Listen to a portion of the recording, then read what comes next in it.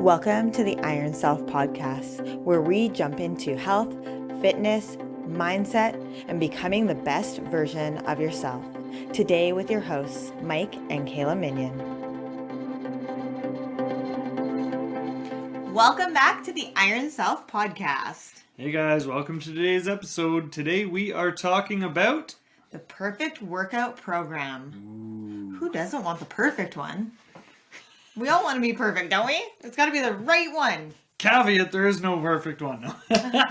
So the big thing with developing the perfect workout program is these two words that we don't like to say too often. It depends. Really depends.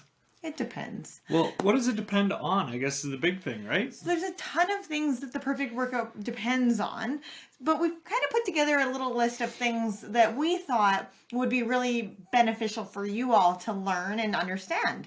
So one of the things that really depends on is what you're willing to do. Right? If you set yourself up for, I'm going to work out in the gym 6 days a week to start, and you're not doing anything yet, might not be the perfect plan for you. Right. And the other thing is like if you don't really want to do it, there's not that desire. So either overcommitting, like you said, undercommitting, or it's just not really there's no desire there, then you might not be really willing to do it, right? It's kind of like getting a dog and not being willing to walk it. Yeah. Oh, well, and willing also comes down to something that you're going to enjoy doing. I know it's, something that we're going to be talking about here in just a second, but it really does. Like if you play sports, great. Maybe sports are your movement. Maybe that's what you're willing to do. Yeah, so number 2 was something that you enjoy. So if this is something that we enjoy, we're more likely to do it and we're more likely to be willing to do it.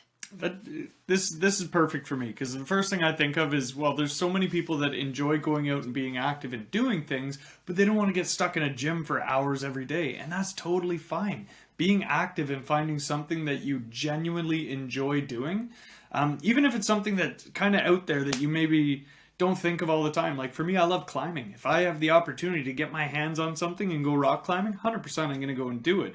Now, I don't consider that my workout because I work out a lot, so that kind of falls into, I enjoy doing it though, and it's movement based, so why not?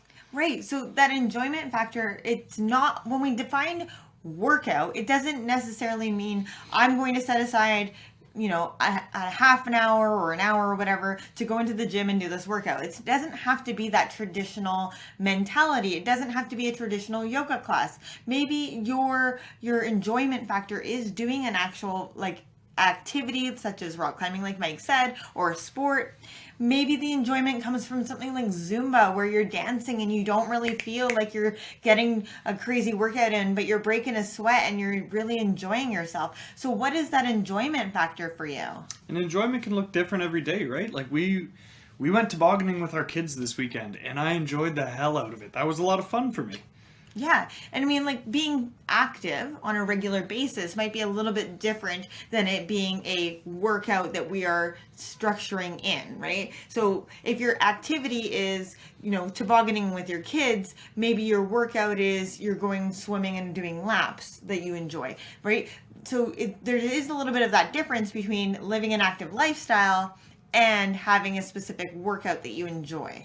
Well, and the other thing is, if you want to make things more challenging, if it is something you enjoy, like tobogganing with your kids or rock climbing, whatever it might be, take the more active route. So instead of, tobogganing down and then just carrying the sled back up, get your kid to jump on the sled and tow it back up the hill. Make it a little bit more of a workout, something where the kid's going to enjoy it, so you're still having that fun, that enjoyment, that engagement, but you're also increasing your physical exertion. Same thing for rock climbing. Take the harder route. Don't just go the one you can walk up. I'm not going to lie. I'm not pulling the kids up the hill on the sled. That's not happening, but I love the idea. Okay, so willing to do it, enjoying it. The third one, challenge yourself with it. It needs to be something that challenges you and something that you can progress at or get better at.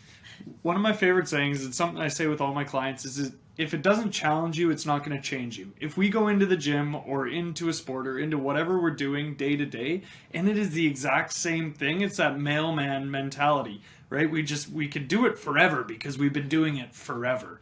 But if it doesn't challenge you, it sure as hell isn't going to change you. Right, and that's kind of like the whole idea of like doing the same thing and expecting a different result. Yeah. Right? If you're doing the same thing and you're expecting a different result, well, you probably are not going to get that different result. You're just going to get the same result that you've always gotten. Insanity.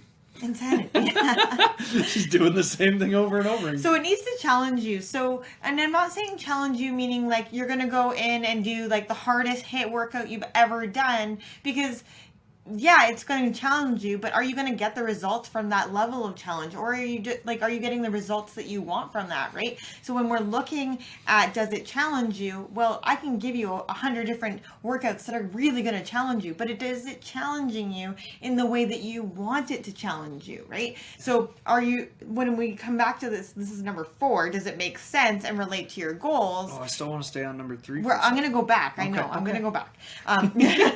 So when it is going to, I lost my train of thought now. Challenging us. It's challenging us. Oh, does it relate to your goals in the sense of, am I doing cardiovascular activity in order to build muscle? Well, that doesn't make any sense, right? So when you're thinking about, is it challenging me? Is it challenging me in relation to my goals, in relation to the outcome that I desire? Now, cardio can help with your muscle gains because it does increase your ATP stores, which gives you more energy for your physical exertion. So that is a little caveat there too. But what I wanted to say was the challenging and changing, right? So just because we're saying that it should challenge you to be able to change you, that doesn't mean it has to be the most complex workout plan you've ever seen. Simplicity is a beautiful thing, especially if you're just new in this journey. Learning how to squat properly, learning how to deadlift properly, learning how to overhead press, do pull downs, things like that, bench press.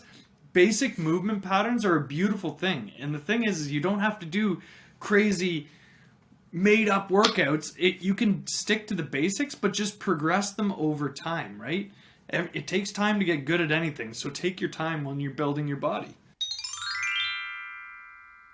If you're ready to make a change in your life, step into the best version of you, check out our Iron Self Transformation Program.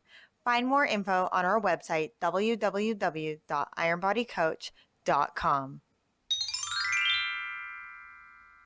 Yeah, and when we look at progression over time, so as personal trainers, we look at something called the FIT principle, right? Frequency, intensity, time, and type is what that acronym stands for.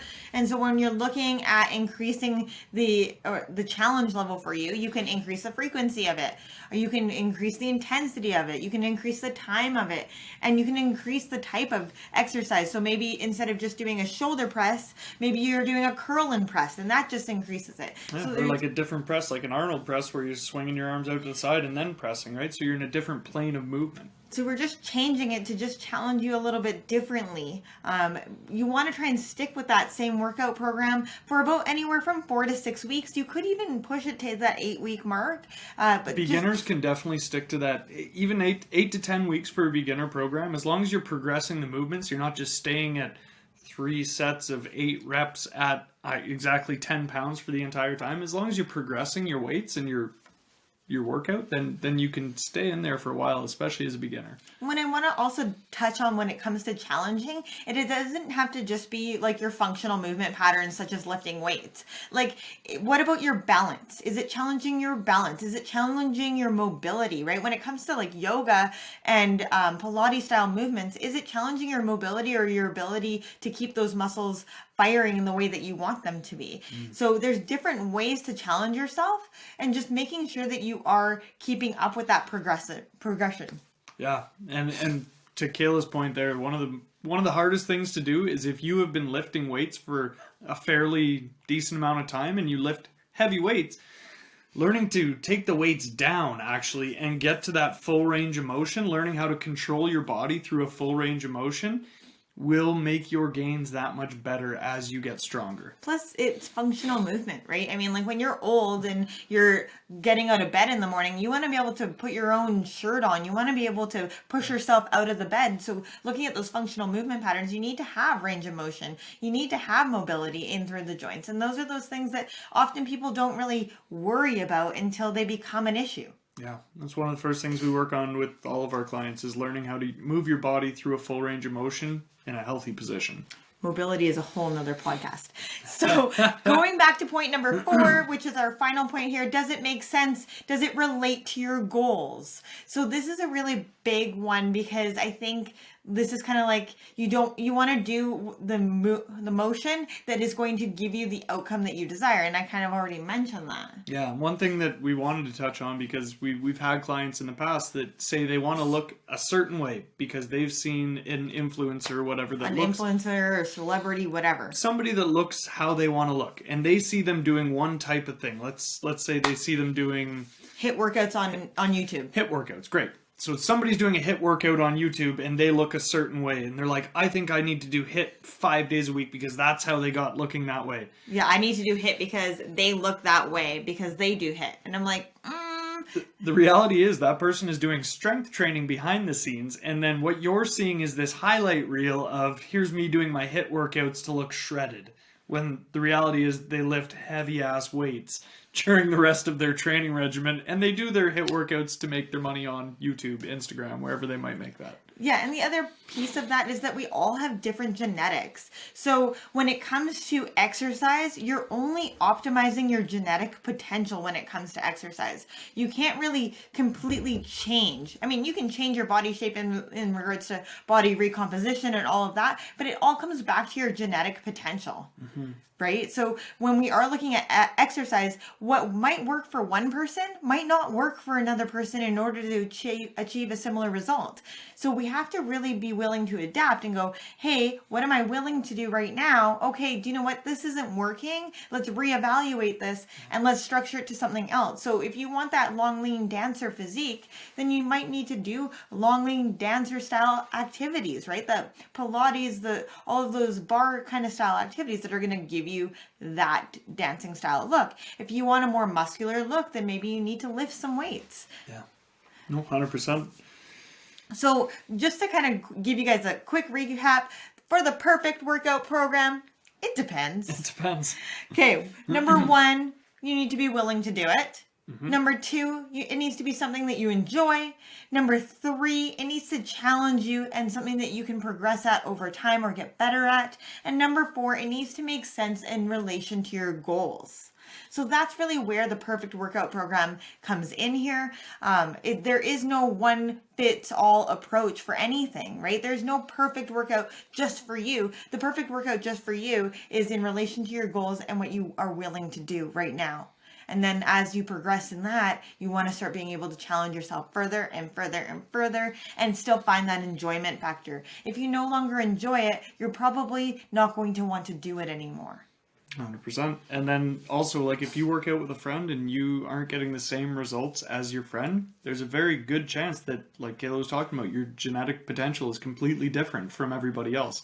So if they're lifting heavy for lots of sets and you try and do that and your body's like, I can't do this, like you're just gassed from it, maybe you're not that endurance type athlete. Maybe you just need to do shorter sets, or maybe there's so many variables that can come into it, but really what it comes down to is something that feels good to your body and challenges you. That body knowledge, right? And that's something that I know myself I've struggled with for years and years, sitting within like that hypertrophy range of what they suggest and never really seeing the results that I wanted from that, and noticing that, hey, when I give myself a little bit more volume, I actually get the hypertrophy that I want. So just because it's written in science to be done a certain way doesn't mean that it's going to be done a certain way for your body. So being very aware that we have to be our own scientists and be willing to adapt and change our approach in order to get the outcome that we desire. Mm-hmm. A lot of it comes down to your body composition and how much energy stores you have in different styles, right? So for Kaila, because she is more of the endurance style person, she can go forever before she starts to get fatigued, right? So she needs more volume than the average person would while building her workouts for hypertrophy. So yeah. So lots of different things to consider here when developing the perfect workout program. If you guys want help with your workout programs, make sure you reach out to us. We have an extensive amount of knowledge in regards to building workout programs, helping people find different ways to work out. We build yoga style programs. It's not a yoga workout, but it's yoga style movements, right? Pilates style movements. We've got, walking based movements. There's so many different options that we can help you achieve what it is that you're willing to do. And if we're not the right coaches for you, we have a huge list of people that we are more than happy to refer you to help you find the coach that is right for you and help you achieve your best self. The biggest thing is when you're starting a journey, get very clear on your goals. What do you want your body to look like? What do you want to feel like is the more important one. A lot of people say, oh, I want to look like this. And it's like, okay, we can make your body look however we want to make it look. What do you want to feel like?